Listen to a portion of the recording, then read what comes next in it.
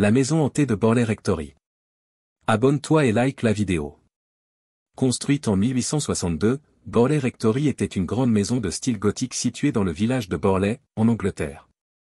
Dès sa construction, la maison était réputée pour être hantée.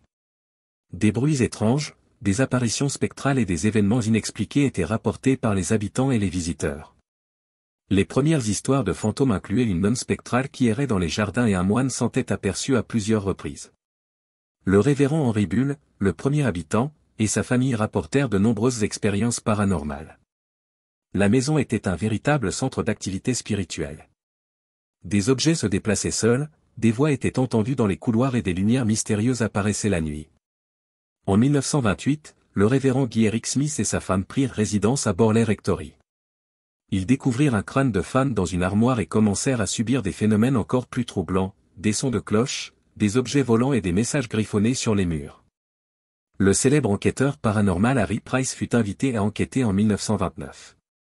Price passa des mois à documenter les phénomènes étranges, affirmant avoir vu des objets se déplacer, entendu des voix et même assisté à des apparitions. Son livre, The Most Haunted House in England, détailla ses expériences et attira l'attention du public sur Borley Rectory. En 1939, la maison fut gravement endommagée par un incendie. Les ruines continuaient néanmoins d'attirer des chasseurs de fantômes et des curieux. En 1944, une équipe d'enquêteurs découvrit des restes humains enterrés dans le sous-sol, correspondant peut-être à la légende de la nonne assassinée.